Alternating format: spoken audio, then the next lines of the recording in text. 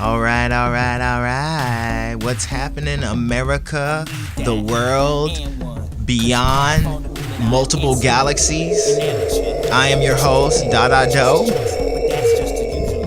Brian Preston, that man in the background. He's one of the greatest people, first and foremost. He's also, without him, none of it would have been. Mr. Benny Kools, how you doing, man? How you doing? What up? Hey, my man. I'm doing drunk because your roommates are good people. Yeah. Every time I come into this studio, I get fucked up. People put drinks in my hands, and it's amazing. Well, man, this is a good place to be every time I come here, man. We are glad to have you here always. Apparently. Always, man. And yeah, shout out to the roomies, man. They're the best. So you back at it doing the music? Yeah, man. It's been a while. Yes, brother. I'm super excited, bro. It's I know people are really gonna be excited when they hear. Maybe that's what. No, ain't no maybe. I mean, so like the lead singer James Rivas, yeah. Rivas. He's been saying that same shit. He's like, "Yo, people are excited to see you, man." But yeah. like, you know, I was only like a guitarist in a band, and then a bassist in a band, and a guitarist in a band, and a guitarist in a band. So like, people don't remember the names, you know, of guitarists except for other guitarists. So like, I don't know, but like, I'm excited to be playing shows. They remember the hair though. They'll remember the hair. They remember the hair. Yeah. I remember the hair too. I love my hair. Yeah. My hair hates me. No. You have dude, it wants to choke me. I wake up in the middle of the night. It's like around my neck. Oh, man. Or like I'll be driving. I roll the window down. It's in my face trying to blind my shit, dude. Yo, okay. My hair wants me dead, it's all good. There's some bad parts to the long hair. No. Right. No, well, it's like evil, you know? And that evil channels through my hair into my fingers into the guitar, and it's dope. That's the only reason I haven't cut it yet. Oh, okay. I've noticed all the best guitarists, they got long hair.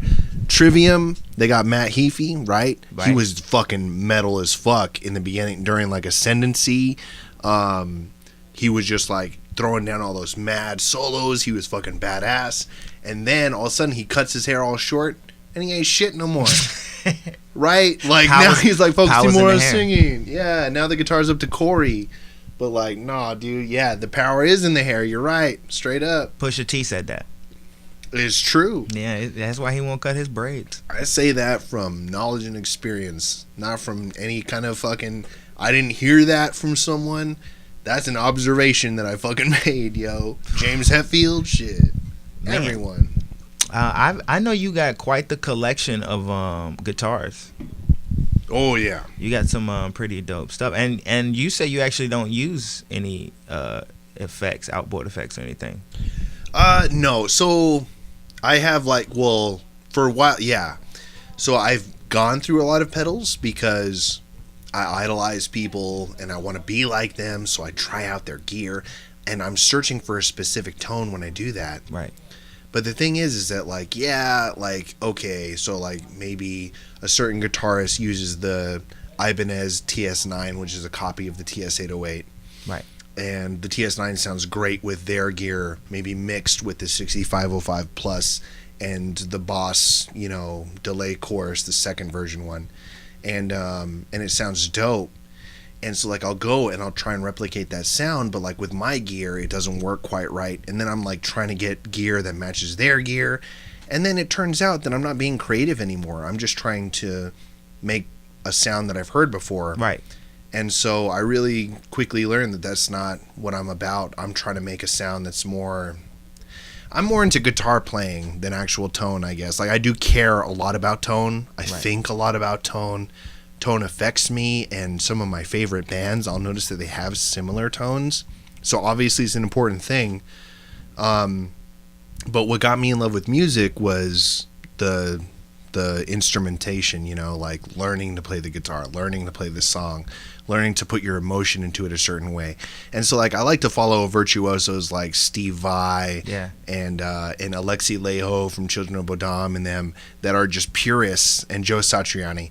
And they all believe in the same thing, like the shortest distance from your fingers to the sound that's being produced is like the best. And so I do that. I try and use, not try, but out of laziness and because like I'm justified by guitarists that I respect. Yeah. I end up not using a whole lot of pedals. It's just my guitar and the distortion that comes out of the amp. I don't even use a tube amp.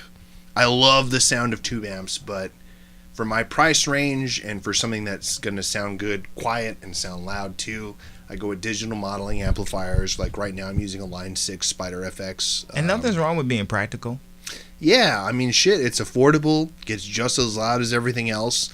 I can put it on a low volume and it has just as much crunch as it does when it has high volume.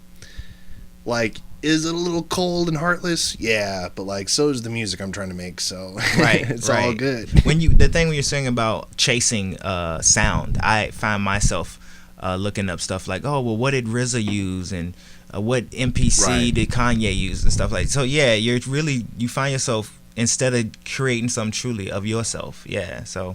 Right, and that's not what creativity should be. Creativity should be you expressing what's in you, not you trying to replicate.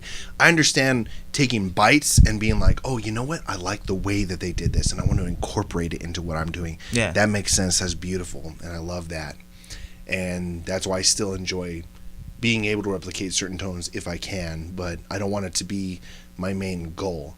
My main goal should be making music that I believe in, that feels right to me. It shouldn't be, you know, like how exactly is the tone, how's it sound. That is an important factor, but that shouldn't be the main goal. Yeah, no, never that. Yeah, technique is everything.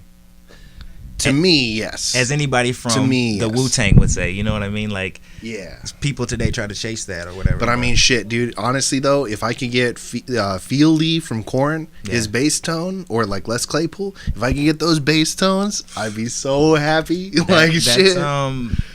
That's what you call the impossible. Right?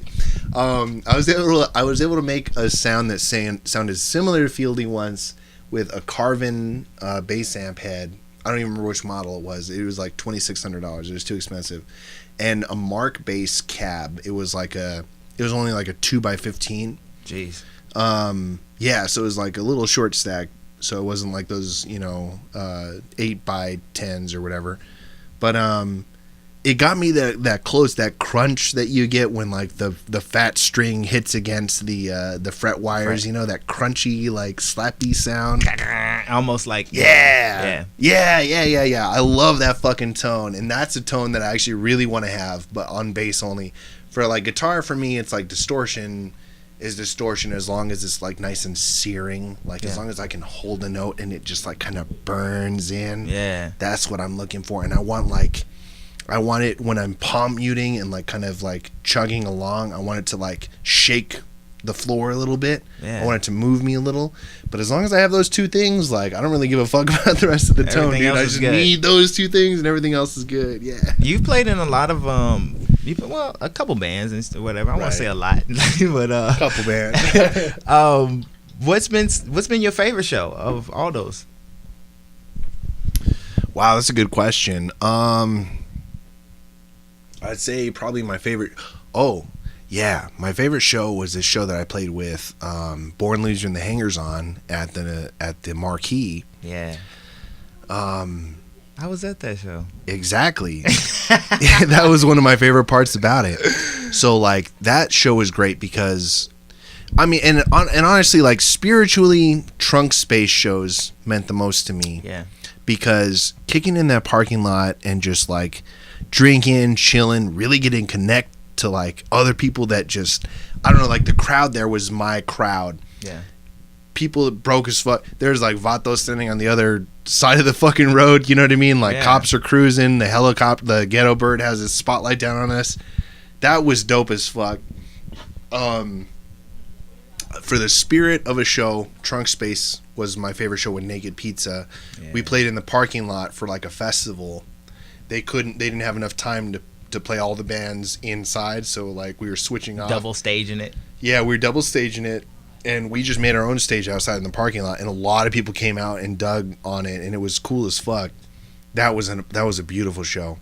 But like as far as like sound and gear, one of my favorite shows was at the Marquee, because I remember like sound checking, chugging on my guitar, and just feeling the ground shake with every chug that I took, and like I don't know, subs are like right under the stage. Yeah, man, it was like I felt more in control of my universe than I've ever been, and it touched me, like it moved me, you know, to know that I could like make music and sound like that. And it was just incredible. It was incredible. And then getting to play the show after sound checking, and like seeing the faces of people that I knew and respected and worked with and loved. You know, you were there, Mark was there, my homies were there, and it was like that shit was incredible to me. That one really stuck with me. So I'd say those two shows are probably like some of the best shows I've ever played. That was amazing. I know you got a really amazing show coming up. Yeah, in 2017, I believe. Yeah, so I'm playing with this new band, Becoming Legends. But I'm playing with this new band, Becoming Legends, and because of the, I think that some of the members are in or have been in very big bands. Yeah. And because of that, they know the right people, and so I know that we're playing at Yucca Tap Room January 31st. That's going to be our first show as Becoming Legends. It's going to be stoked. I'm stoked for it. It's at Yucca Tap Room. I know tickets are like $10. I got to sell some of those. Let me know, man. Yo, will do. I'd be stoked if I'll buy your ticket. You don't got to pay for shit. But then we're playing with Authority Zero on February 10th, which... Wow. Right. So I'm like stoked about that. I'm really stoked about What's that. What's the date one more time? February 10th. Damn. I think it's like on a Tuesday or a Wednesday, which will be a little tough, but still, playing with Authority Zero, if it sells out or if there's nobody there, I'm just excited to play with them. Like, really excited to play with them. That's going to be dope, because I've been listening to them for a long time, you know, and I know that they're like, they go way back with some of the people that we're working with now. But like not me, so like for me, I'm geeked as fuck. I saw them open for Sum 41 like in 2005 or something like that. Well, the drummer in my band, Martin, plays for Lightspeed Go, and like they've opened up for Offspring and shit too. So it's like, yeah, man, like so I'm kicking it with some really cool people. Offspring put on a damn good show. Yeah, fuck yeah, they do. They stayed in Japan for a little too long. I know that they were like only touring in Japan for a while, Southeast Asia. So I was like really stoked when they started playing more U.S. shows. Not because, well, I am a patriot. I love the United States because I can live the lifestyle that I do here. True. I can live in music. True. You know, I can do drugs. I can still work, make enough money to like live a badass life. I can have good friends. That's what makes me a patriot. And I love the United States, but like, damn, dude, I was real jealous that they were only hitting up Southeast Asia. Like, fuck, dude, because I like Offspring a lot.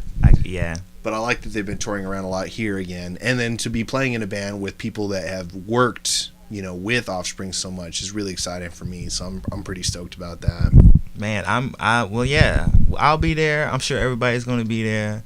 People are, yeah, man, I know.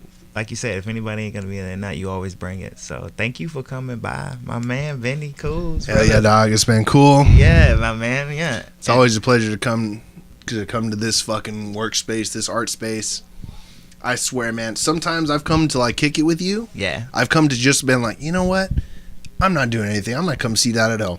And I'll come to your house, just planning on knocking on the door, and I go to knock on the door, and then I hear a beat, and then I hear people rapping. And then people hear like playing guitar and shit, and I'm like, wait, what? No, they're making music right now. And right yo, now. no, like truth. Sometimes I'll just kick it on your front porch, and I'll just drink whatever I brought with me, and I'll just sit there and listen to what's going on in the house at the time. And then once it's done, I'll just dip. We about to get that reality show, man. I'm telling you. Yo, dude, this is a crazy place. It's a crazy place. Man, you know you're welcome here anytime, brother. Thanks, dog. Before the show live, always welcoming, dude. Yo. I love this place. Hell yeah. All right, I'm going to finish this Diablo. Go on, man. And there you have it. That is our episode. There goes another wonderful edition of Before the Show, the podcast. My name is Brian Preston, also known as Dada Doe. I want to thank everybody for listening. If you enjoyed our program, please share this link and feel free to subscribe to our channel for more episodes just like this one. Until next time.